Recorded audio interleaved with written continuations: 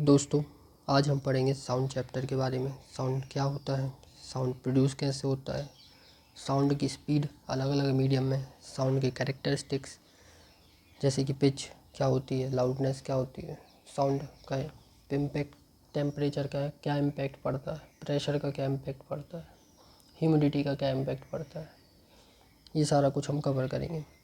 आपको एग्ज़ाम में एक ना एक क्वेश्चन साउंड से देखने मिल ही जाएगा। तो पहली बात हम समझते हैं साउंड प्रोड्यूस होता कैसे। तो भाई, साउंड को प्रोड्यूस होना है तो पहले नंबर साउंड के लिए चाहिए वाइब्रेशन। क्या चाहिए? वाइब्रेशन। अगर वाइब्रेशन नहीं तो बोल देने का कि साउंड नहीं। अच्छा, वाइब्रेशन होना है तो वाइब्रेशन कैसे होगा? कुछ पार्टिकल्स तो चाहिए ही चाहिए। बिना पार्टिकल्स के क्या वाइब्रेशन हो पाएगा? तो नहीं हो पाएगा। चाहे पार्टिकल्स पास पास हो या पार्टिकल्स दूर हो, बस पार्टिकल्स तो चाहिए ही चाहिए। जब ये पार्टिकल्स आपस में टकराएंगे तो एक वाइब्रेशन पैदा करेंगे। इस वाइब्रेशन को कहते हैं हम क्या? साउंड। अच्छा, अब हम एक चीज़ देख पा रहे हैं कि मटेरियल चाहिए पड़ रहा है। तो जिन भी मतलब वेव्स को मटेरियल मीडियम की ज़रूरत पड़ती है वो क्या कहलाती है? किस प्रकार की वेव कहलाती है? वो मैकेनिकल वेव कहलाती है।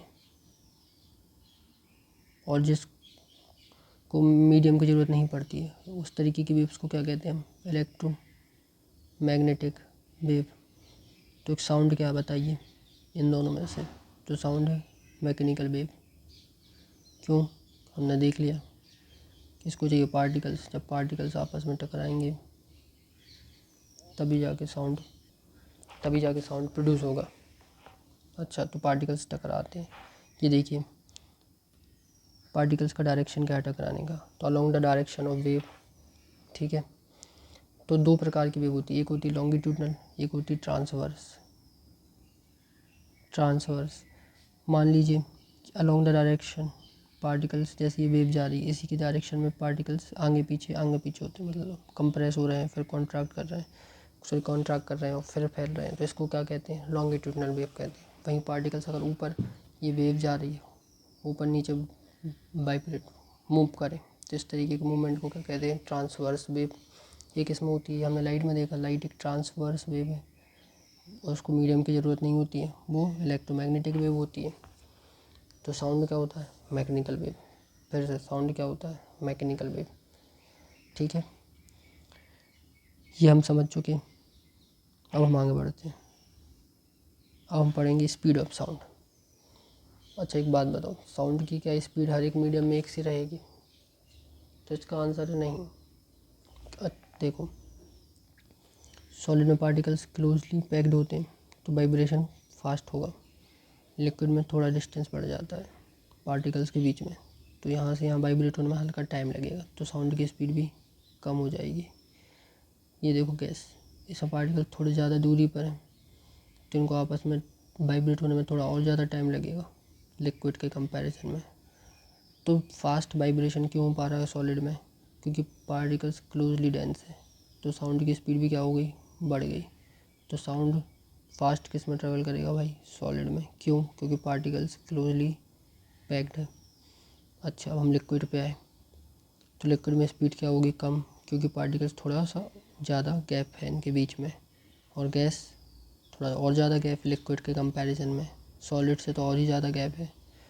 तो साउंड की स्पीड मैक्सिमम किस में होगी? तो हमको पता चल गया सॉलिड में होगी, उसके बाद लिक्विड, उसके बाद गैस में। ठीक है, यहाँ तक किसी को कोई डाउट तो नहीं? बस स्पीड ऑफ साउंड देखनी थी, किस मीडियम में ज़्यादा किस में कम। अगर एग्ज़ाम में क्वेश्चन आए कि साउंड की स्पीड हमेशा एक से रहती है तो हम कहेंगे नहीं भाई, अलग अलग होती है। सर ने बताया था सॉलिड में ज़्यादा, फिर उसका लिक्विड में और कम, और गैस में सबसे कम। ठीक, ये देखिए 343 है ईयर में, और स्टील में देखिए अप्रॉक्स 6000 के करीब है। भाई आई होप यहाँ तक आपको समझ में आ गया होगा। एग्ज़ाम में क्वेश्चन कई बार बनता है स्पीड ऑफ साउंड को लेके। अब हम पढ़ते हैं फैक्टर्स साउंड को अफेक्ट करते हैं। जैसे मैंने बताया था टेम्परेचर का क्या इम्पैक्ट पड़ेगा, ह्यूमिडिटी का क्या इम्पैक्ट पड़ेगा, डेंसिटी का क्या इम्पैक्ट पड़ेगा। एक एक करके इनको समझते हैं। इस तरीके के क्वेश्चन, मतलब इससे स्टेटमेंट टाइप के क्वेश्चन बन जाते हैं।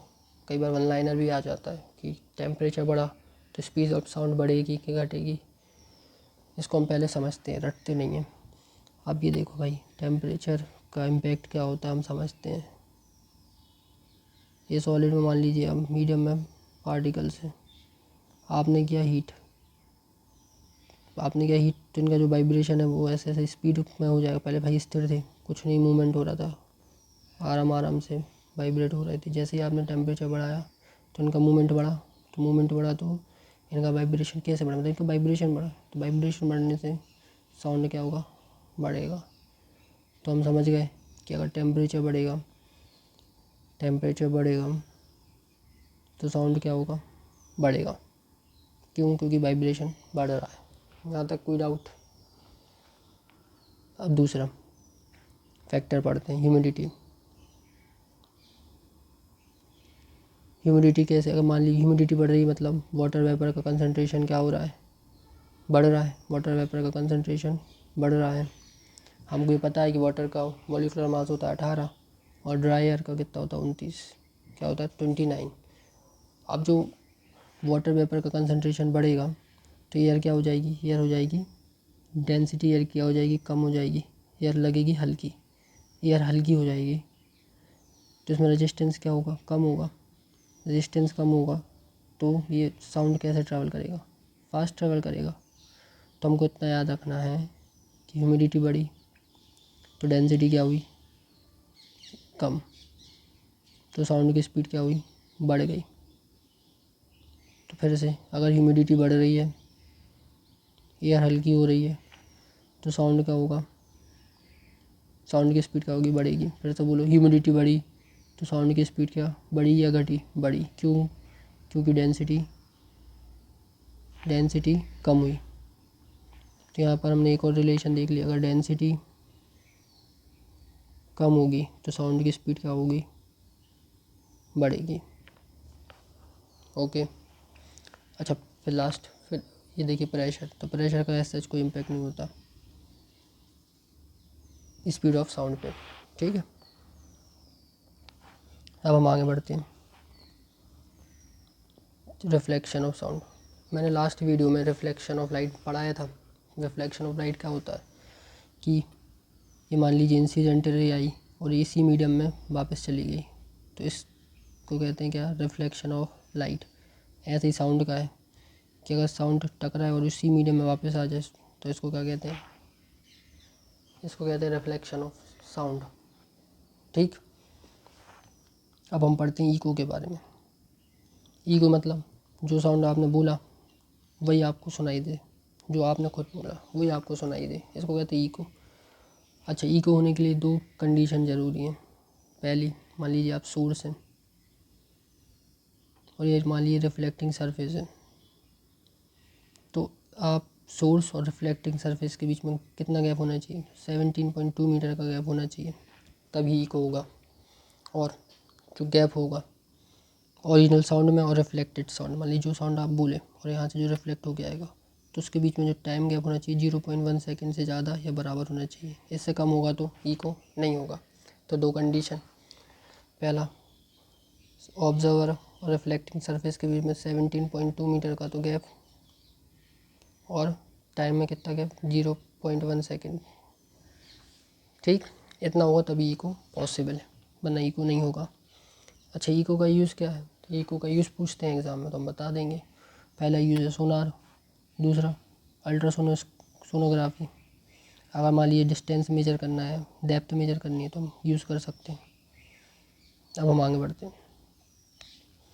ये हैं कुछ कैरेक्टर्स साउंड के। पहला, लाउडनेस। तो लाउडनेस क्या है, लाउडनेस डिपेंड करती है एम्पलीट्यूड पे। पहले हम समझते हैं एम्पलीट्यूड क्या है। मान लीजिए आपकी साउंड की वेव है, तो ये डिस्टेंस, ये इसको क्रेस्ट कहते हैं। तो यहाँ से जो ये वर्टिकल डिस्टेंस होता है इसको कहते हैं एम्पलीट्यूड। मान लीजिए बढ़ जाए तो देखिए एम्पलीट्यूड बढ़ा तो लाउडनेस क्या होगी, बढ़ेगी। तो डायरेक्ट एक रिलेशन याद रख लेना है सीधा सीधा कि लाउडनेस किस पे डिपेंड करती है, तो भाई एम्पलीट्यूड पे डिपेंड करती है, ख़त्म। एम्पलीट्यूड बढ़ा, लाउडनेस बढ़ी। पिच डिपेंड करती है हमारी फ्रिक्वेंसी। अगर पिच बढ़ी, मान लीजिए कि ये देखिए फ्रिक्वेंसी बढ़ी तो पिच क्या होगी, बढ़ेगी। और आवाज़ कैसी सुनाई देगी आपको, पतली आवाज़ सुनाई देगी। और पिच कम हुई तो फ्रिक्वेंसी भी क्या कम हुई, आवाज़ कैसी सुनाई देगी, मोटी आवाज़ सुनाई देगी। ये बहुत इम्पोर्टेंट है, इसको याद रखना ही रखना है। पहले तो हमको याद हो गया पिच बढ़ी तो फ्रिक्वेंसी बढ़ी, यहाँ इसमें तो कोई रॉकेट साइंस नहीं है। हाँ, यहाँ से याद रखना है कि पिच बढ़ गई और फ्रिक्वेंसी बढ़ गई तो आवाज़ कैसी होगी, तो आवाज़ होगी पतली। और इसका इन्वर्स कर देंगे, अगर पिच कम फ्रिक्वेंसी कम तो आवाज़ कैसी, मोटी। बस ये याद रखना है, हो गया। क्वालिटी, मान लीजिए सेम पिच है और सेम क्या ना चाहिए कि लाउडनेस है। अब आपको डिफ्रेंशिएट करना है कि तब किसकी आवाज़ है, गिटार की आवाज़ है कि किसी और इंस्ट्रूमेंट की आवाज़ है। तो इसको जब दो मीडियम मतलब दो सेम सोर्स कहना चाहिए, दो सेम सोर्स नहीं, दो अलग अलग सोर्स हैं, लेकिन उनमें जो आवाज़ आ रही है वो उनकी जो साउंड आ रही है उसमें साउंड में सेम लाउडनेस है और सेम पिच है। तो अगर इन दोनों को डिफ्रेंशिएट करना है तो इनको डिफ्रेंशिएट कर पाएंगे हम क्वालिटी और क्वालिटी से। ठीक है, तो क्वालिटी एक ऐसा फीचर होता है जो साउंड अगर सेम लाउडनेस और सेम पिच का डिफ्रेंशिएट करने में मदद करता है। ई को हम पढ़ ही चुके हैं। अब हम पढ़ेंगे डॉपलर इफेक्ट। डॉपलर इफेक्ट कुछ नहीं होता है भाई। अगर मान लीजिए सोर्स है जहाँ से साउंड आ रहा है और ये मान लीजिए ऑब्जर्वर है, इनके बीच में अगर कोई रिलेटिव मोशन है, मान लीजिए सोर्स साउंड का और ऑब्जर्वर, तो जो साउंड सुनाई देगा वो अलग सुनाई देगा। तो इसको कहते हैं डॉपलर इफेक्ट, क्योंकि इसमें फ्रिक्वेंसी का चेंज होता है। कभी आपने सुना होगा कि एम्बुलेंस आ रही है, जब वो दूर होती तो आपको एक अलग आवाज़ सुनाई देती है, जैसे ही पास आती तो आप अलग तरीके से सुन पाते हो, जैसे दूर जाती तो आवाज़ धीरे धीरे धीरे धीरे कम हो जाती है। तो ये क्यों हो रहा है, तो ये होता है डॉपलर इफेक्ट की वजह से। ठीक है, इसको एम्बुलेंस की आवाज़ या बाइक बहुत तेज़ी से एक बाइक आ रही है आपके पास से आएगी तो एक अलग आवाज़ सुनाई देगी, जैसे बाइक आपके पास से गुजर जाएगी तो आवाज़ में आपको थोड़ा अलग सुनाई देगा, क्योंकि फ्रिक्वेंसी बदल गई यहाँ पे बेसिकली। बस इतना याद रखना है डॉपलर इफेक्ट में कि रिलेटिव मोशन किसके बीच में, सोर्स साउंड का और ऑब्जर्वर, जो हमको सुनाई देता है अलग तरीके से, उसको कहते हैं क्या, डॉपलर इफेक्ट। इसमें क्या फ्रिक्वेंसी की वजह से अपीरेंट फ्रिक्वेंसी में जो चेंज हो रहा है मतलब। ठीक, अब हम पढ़ेंगे मैक नंबर। तो मैक नंबर कुछ भी नहीं, एक रेशियो है स्पीड ऑफ साउंड किसमें, ऑब्जेक्ट में, और स्पीड ऑफ साउंड। ठीक, मतलब सॉरी स्पीड ऑफ ऑब्जेक्ट और स्पीड ऑफ साउंड में, सॉरी स्पीड ऑफ ऑब्जेक्ट, जो स्पीड ऑफ ऑब्जेक्ट है और स्पीड ऑफ साउंड, इन दोनों का जो रेशियो होता है इसको कहते हैं क्या, मैक नंबर। अगर मैक नंबर 1 आ रहा है मतलब ऑब्जेक्ट साउंड से स्लो है, तो इसको क्या कहते हैं, सबसोनिक। मान लीजिए ऑब्जेक्ट की स्पीड और साउंड की स्पीड एक हो जाए तो इसको कहते हैं सोनिक। और यही साउंड की स्पीड से अगर ऑब्जेक्ट ज़्यादा जाने लगे तो इसको कहते हैं सुपरसोनिक। एक बार फिर समझते हैं, रेशियो किसका, ऑब्जेक्ट की स्पीड और साउंड की स्पीड। अगर मैक नंबर 1 से कम तो इसको क्या कहेंगे, सब सोनिक, साउंड से कम। मैक नंबर 1 साउंड के बराबर, Mach number greater than 1 supersonic. तो ऑब्जेक्ट की स्पीड साउंड से भी ज़्यादा हो गई तो इसको कहते हैं क्या, सुपरसोनिक। अब सुपरसोनिक में एक एप्लीकेशन पढ़ेंगे जेट्स का, तो जेट जो मूव करते हैं एयरक्राफ्ट वगैरह, तो अगर वो मैक नंबर 1 से ज़्यादा मूव कर रहे हैं तो एक शॉक वेव क्रिएट कर देते, एक डिस्टर्बेंस क्रिएट कर देते हैं पीछे अपने, तो इसको क्या कहते हैं, शॉक वेव। ये कब होगा, हमको बस ये याद रखना है, जब साउंड की स्पीड से ज़्यादा ऑब्जेक्ट की स्पीड हो जाएगी, मतलब मैक नंबर 1 से ज़्यादा। अगर मान लीजिए ऑब्जेक्ट है, वाटर बॉडी में बात करें, ठीक है, और वेव की स्पीड से अगर वो ज़्यादा स्पीड में जाता है ऑब्जेक्ट, तो वो एक इस तरीके से आप देख रहे हैं वेव बना देता है। इस वेव को क्या कहते हैं, वो वेव्स कहते हैं। आई होप आपको यहाँ तक सारे कॉन्सेप्ट क्लियर हो गए होंगे। Thank you for watching.